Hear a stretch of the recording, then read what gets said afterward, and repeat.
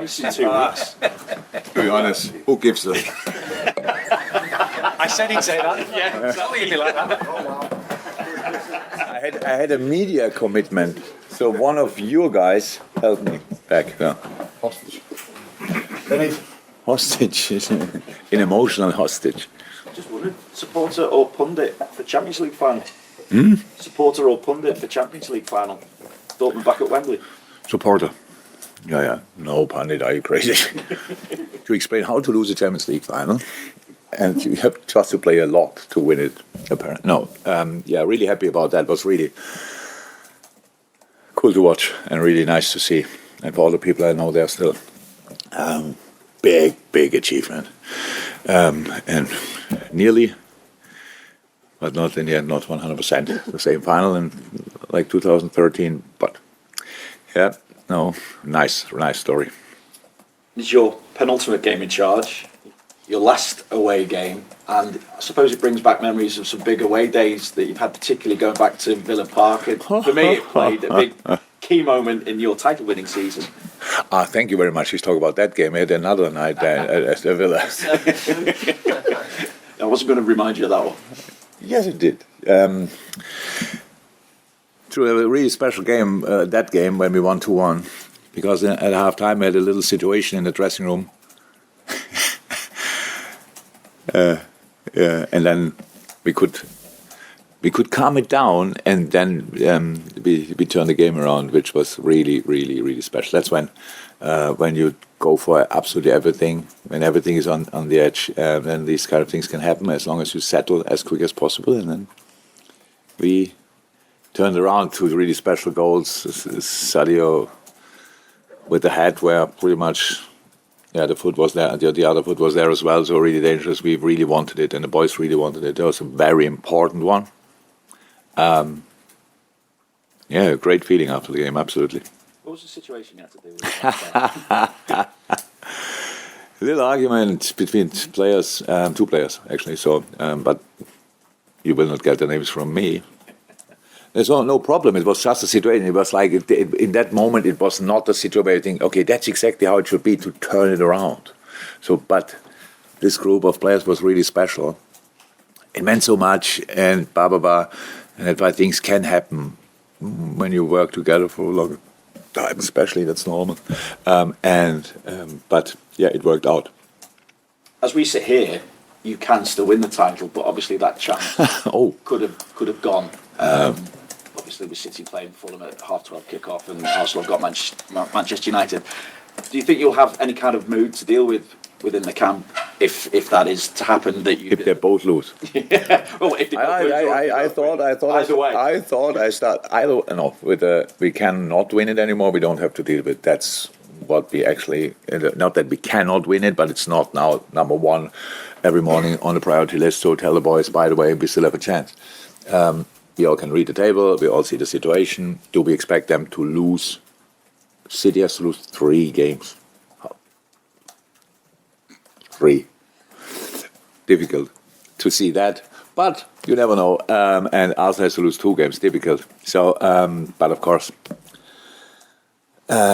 if they both play before us, of course we play Monday.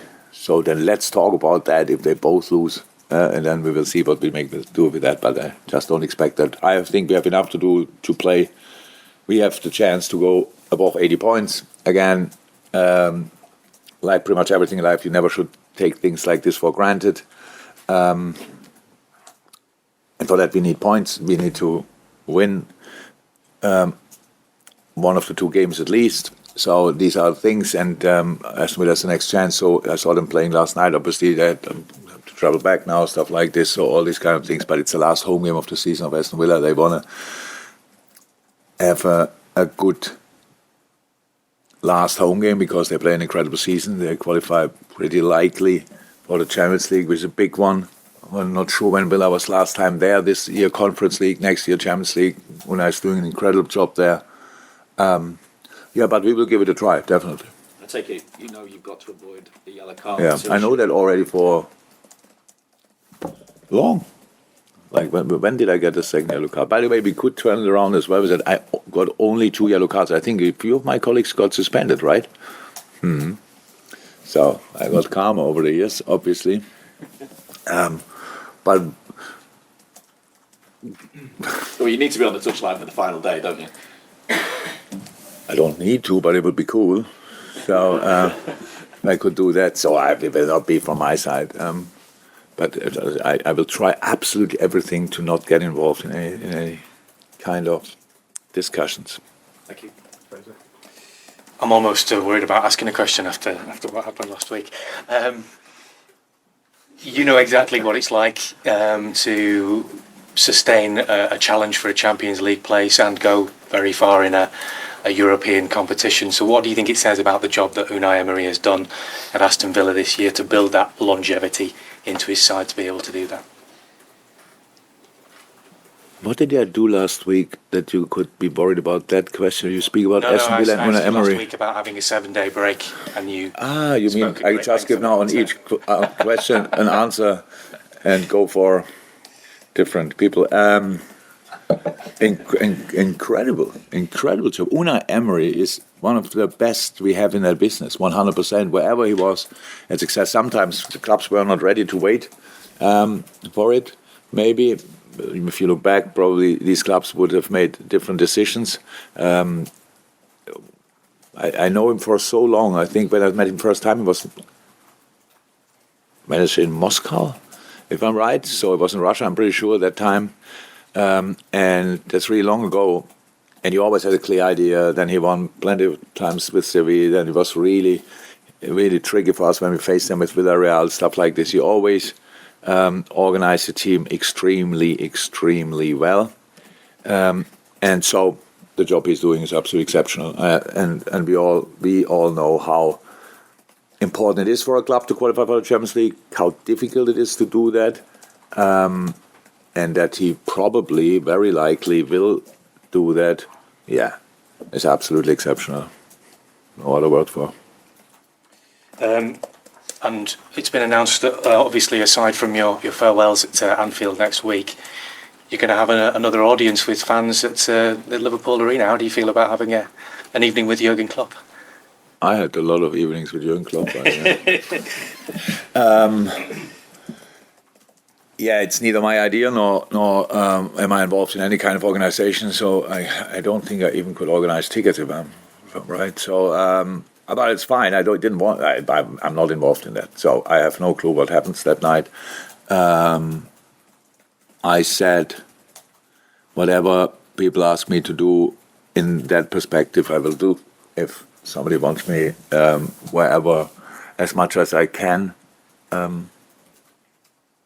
Make it happen, I will make it happen. So, and obviously it's no problem to come a week after, a few more days more, 9 days after the season's over, come back here. How said, if the people want that, I will be here. That's no doubt. And I assume it will be probably good. I hope so. No pressure on the people to organize it, but it would be nice if it could be a little bit funny. But I heard John Bishop is there, right? That's a good chance that it will be funny. Jurgen, how refreshing and rewarding was it to see that intensity return against Tottenham last week and that power that you've seen from Liverpool at their best this season? For 70-ish minutes, that was a really good game. I liked it a lot. Yeah, you're right. It was a good game. It was what we needed, what we wanted, what the people deserve to see. Is it a lot different? Maybe I think we spoke about that. Why we didn't make it in his 3-4 weeks before? Why they happened for different reasons? But that's how it is. And if we are 100% honest, is that the season where we were the best team in the league? We had our moments. We played our best game again in our history with Man City against Man City, but didn't win it. It's always these small margins. If you win these kind of games that can open up something. We didn't win it, and then in the first moment when it looks like we struggle slightly, we got really punished for it, because it's now not that the other teams play all the time really good, but in the moments where we played still good, or okay and created an awful lot of chances and didn't score there. That just went in the wrong direction. But it was really nice to see, you're right. It was absolutely nice to see against a really strong opponent how strong they are. You saw immediately after we put the foot off the gas, and then boom. That's it. And they were back in the game. But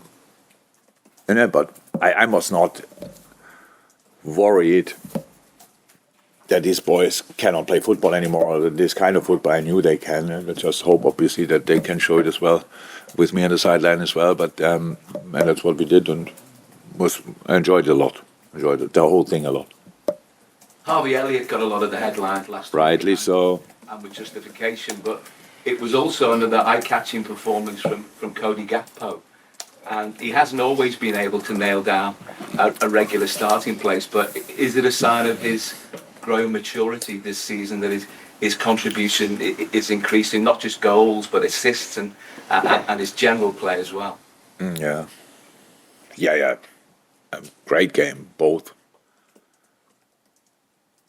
I don't. It's not like this that I go back and think, okay, what did we all do wrong here and there? But if I regret one thing a little bit, is Harvey didn't play often enough, maybe, because he was in a very important, intense period.